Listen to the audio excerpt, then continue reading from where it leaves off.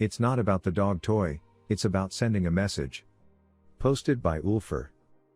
If you like these stories and want to see more, please like and subscribe. Backstory: I live on the basement floor of my parents' house. My name is on the title. There was a bit of a financial kerfuffle that required my assistance. We have 2 dogs, one bearded collie named Abby, who loves my dad, and a cockapoo named Dexter, who is my bud. An important note about Abby: she is a toy shredder.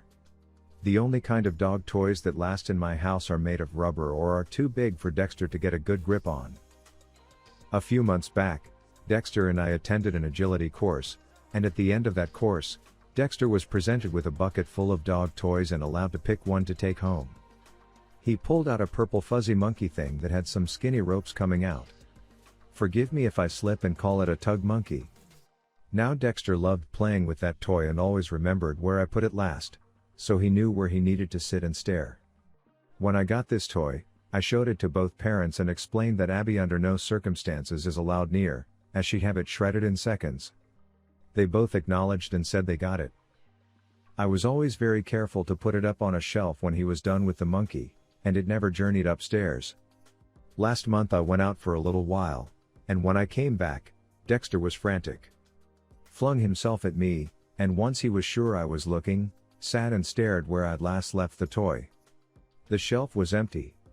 Fearing the worst, I went to check upstairs, and there's Abby destroying one of the tug ropes and covered in purple shreds of fabric. I was livid. When questioned, my mother admitted to giving Dexter the toy, and she just forgot the door between halves of the house was open. Before someone suggests a stay in a nice padded room, this is a pattern of consistent disrespect that's been going on since I've moved back and been promised complete autonomy. I put up a whiteboard on the between halves door facing out. If I'm going to be in a Zoom meeting with a camera on or on a call, I used to write in a meeting on the whiteboard. Sometimes this worked, most times, it didn't. Mom would just have a laundry basket and decide the stuff needed doing then and figure my call was surely over. It hasn't been yet. I feel like she's walked in on at least 5 or more calls in the last month where I've been actively speaking and had to mute and cover the camera. I'm only on calls a very small fraction of the day, perhaps an hour or so in total. My boss has commented on distractions and actually had me start speaking less. Did I mention my mother has a tendency to whistle or sing while she's doing chores? Or that one time she derailed an entire meeting because she unleashed a belch so loud it reverberated? This isn't just a quiet blur in the background, it's a real problem. So I load Dexter into my car, and we fly to the pet store for an emergency purple monkey replacement. Happily enough, I found the exact same toy. I purchased that and some treats. Crisis averted, right? Wrong. We get back to the house, and he zips over to where the murdered toy was, sitting and longing. I took the tags off the replacement and distracted him with some treats, but the fake monkey on the shelf, and when Dexter resumed his post, I gave him the duplicate, which he sniffed and then snubbed before crying and staring at the shelf some more. I am a patient man. The crap threshold I have with my parents is set pretty high. But seeing that? My heart broke. There was Arthur's fist. I vowed revenge. I went to the hardware store and ordered a steel interior door, the same keypad lock we already have for exterior doors, and some security door hinges. I then had to return the first door and measure first before ordering the correct size. For the next 3 Sundays, my cousins helped me out with getting everything assembled and adjusted while my parents went to church. The 4th Sunday was spent with a soldering iron lobotomizing the digital code lock, so it rejected every code entered. Yesterday we did the door swap and managed to get everything done and cleaned. When my parents leave for church, a flimsy particle board door was all that stood between my half and theirs. When they return, steel door with a wood facade, code lock, and tamper-proof hinges. Also wound up changing the code for my exterior door.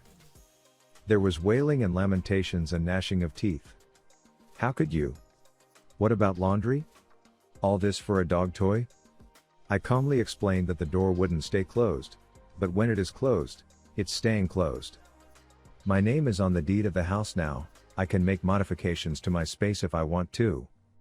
My mother wanted to know what about an emergency? I told her I'd give her the code right now to the new door if she could tell me one situation where minutes mattered. There was hemming and hawing, and no actual laundry emergency was cited. Why did I spend more than $150 on a door lock only to immediately break it? Because it's got a working deadbolt, which is all I need, and my mother spent 3 hours yesterday trying to brute force the code lock. Why did I spend more than $1,000 on a deadbolt and a door that will sneer at a battering ram? 2 reasons, the first being I was mad and wasn't sure anything less would do the trick, and the second are because my sister lurks this subreddit religiously and will likely spread this to the rest of my extended family. Hi everyone. And now for the top comments. Oh no, poor Dexter. I had a lab that was insanely attached to a stuffed giraffe. He carried that silly thing everywhere and played with it constantly. One day, he got too rough and ripped the poor giraffe's head clean off, lol. Poor doggo wandered around the house with the head in his mouth for days, looking mournful. Sadly, there was no way to reattach the head because the rest of the neck part was beyond repair. I tried everything. Stuffed hippo, fluffy chicken, teddy bear, nope. Then I found a stuffed duck. He went nuts. The new duck was his new best buddy, and he was so gentle with it. Nobody was allowed to play rough with his duck. He had the duck until he passed in his sleep, and when we had him cremated, his duck went with him. A new monkey tug may not be what Dexter will attach himself to. Take him back to the store and let him pick out a new toy he likes. It may take a while, but he will find a new buddy to love. Your mother really has an issue with respecting boundaries. You've tried making them clear before, but she was negatively impacting your work and has now hurt your dog due to negligence. For the dog, do you still have the old broken toy? The scent is really important to dogs. Maybe you can try some surgery on the new toy and replace some of its stuffing with the old stuffing. I think that is awesome. We must always protect our babies. And now for our next story. Giving someone enough rope and letting her hang herself. Posted by Swollen Left Thumb. What's the best revenge story you have ever heard? A supervisor spot had opened up on the night shift, and I was a shoo-in for the job. But a coworker who had been sleeping with the boss got the nod, even though she'd only been at the plant months while I had years.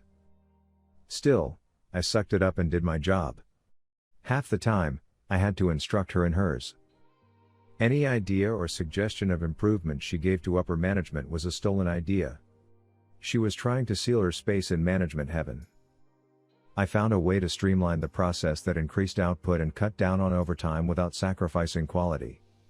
Once again, she claimed the idea was her own. She was showing the big dogs the process when one of the managers asked a question about how we got around a glitch in the machine's capabilities. She had no idea, so she said, "I'll let Dennis explain it. He can explain it better than I can." I was nearby setting the machine up and overheard. So I said, "Sorry, guys. I'm on a timeline. This truck goes out in half an hour." I'm sure her explanation will be fine, and I left to get my job done. I watched from afar as she struggled to come up with an explanation. It became abundantly clear she had no idea what she was talking about and that someone else had to have come up with the idea. A couple of managers came up to me later and asked if I knew how to get around the glitch, which I explained in great detail. They nodded, looked at each other, and left. Fast forward a week. The night shift needed a new supervisor again, as the one who had just got the job got demoted, got angry, and quit. And for some strange reason, I got an office and a raise in pay. And now for the top comments. A very satisfying read. Glad you got the deserved promotion. Congratulations. Did you ever get to hear her fake explanation? Classy. And now for our next story. Homeowner got what was coming to him after daily harassment. Posted by Opsies. I worked an engineering/construction job last year for a home builder, and we had to deal with a bunch of 5G anti-vaxxer health nuts moving into one of our neighborhoods. Constant complaints about the construction, the noise, the debris, which made no sense because they chose to move into the neighborhood before construction was completed. One man, in particular, would harass us daily, complaining about the streetlights being too bright. They weren't, and complaining about a generator we had running about a block away from him to power the site temporarily until we had the infrastructure in. The complaints ranged from the generator was damaging his hearing, the thing was almost completely silent, or that the fumes from the generator were coming into his house and causing him and his kids to have stunted development. They would come up with stuff that made little to no sense. It escalated to the point where he got the city and the mayor involved, and we got sued, so we gave in to his requests and moved the generator to an inconvenient location and had to take the time and money to rewire to be able to power the areas needed. This was including important stuff like the streetlights. We had to leave off for a couple of nights until the move was complete, and you guessed it, he would call to complain. The nerve of this man. So, here comes the revenge. We received an order from the city to install a 5 grams tower on site to improve cellular connection because the area we were in had pretty bad service. Since my team and I were in charge of creating the plans to install the infrastructure, guess where we all simultaneously agreed to put the tower? Right smack dab in front of the angry man's house. We thought this was incredibly hilarious and couldn't stop laughing every time he would call freaking out while the tower was being constructed. Got to the point he tried to file another lawsuit, got laughed away, and within a week, we never heard from them again. Moved out faster than the wind. And now for the top comments. Does this work if I complain to the fiber internet guys constantly? Will they just finally send a line down my street? That would be amazing. I literally got together with the houses on my street and offered the local fiber provider $50,000 to run a fiber line 2 miles to the street. The closest location that I know is a fiber junction. Still a fracking full stop. No. You were going to read his thoughts and control his mind with that evil tower. He loaned his tinfoil hat to Larry from down the block last Thursday, and the jerk never gave it back. What's your say on this? Do you have a similar story? Comment below, and don't forget to like and subscribe.